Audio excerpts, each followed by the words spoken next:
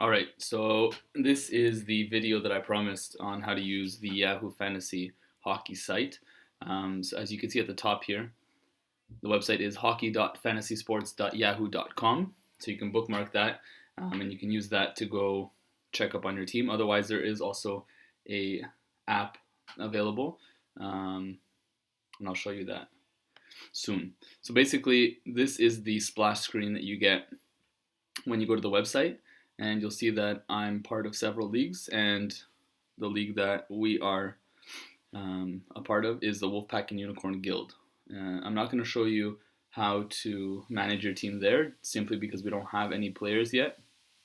So I'll go to one of my other leagues, and we'll go to the. Uh, let's go here. It'll be easier to take a look. All right. Um, so once you click on the league, you'll get you'll get matchups, which you won't see in our league, but you'll see the standings, and this is important. This you'll see in our league. Um, on the standings table, you have obviously wins, losses, ties, win percentage, the number of points you have. You also have your number in the waiver claim, as well as how many moves you've made. These two things are important, and I'll get to that in another video, not this one. You also have recent transactions. You can see what people did recently. All right, so once you're in the league, which you can see here, league, you can see all these different things. If you click on my team, it brings you to your team's specific splash page. So this is my team here, and I'll show you very quickly how you set the lineup for a specific day. So let's go to Wednesday, October 12th, the day that the league starts. You'll see that besides certain players, you have opponent and status. So opponent is who they're playing, and the status is simply the time that the game is starting at. And so anyone who has this beside their name on a specific day means that they're playing that day. Now, you'll notice that my centerman here, Connor McDavid, he's in a starting position. That's fine. Jordan Eberle as well. He's in the right wing position. He's good. Erik Karlsson is in a defenseman position, as well as Dion Phaneuf, defenseman position. So everyone there is good. If you had people on the bench, for example, playing that day, you'd want to put them in a starting position. Down here, I do have to make a change because my goaltender, Cam Talbot, he's on the bench. If he's on the bench, he won't get points. So you need to put him in a starting position. Now, this can be done two ways. Number one is you click on bench, and you'd simply click on one of the two other goalies or whatever other player is taking up that position, and they'll swap.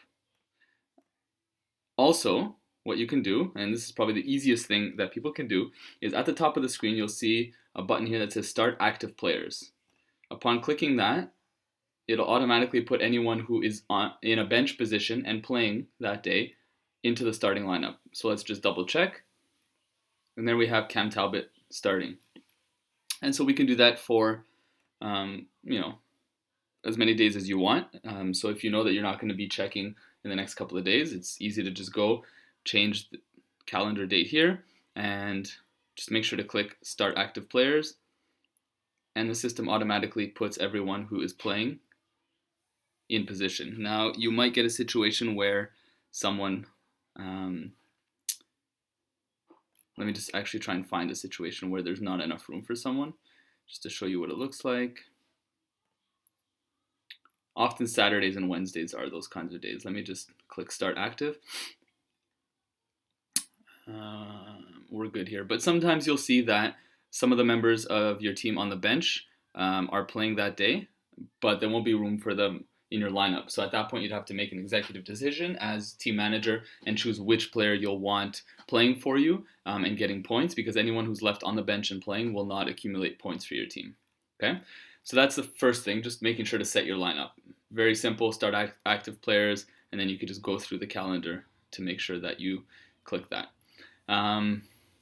Number two, something else I want to show you. At the top over here, you can click players. Players will bring you to this list here, and it will automatically go to all available players. All of it available players is simply that, players who are not claimed by any team.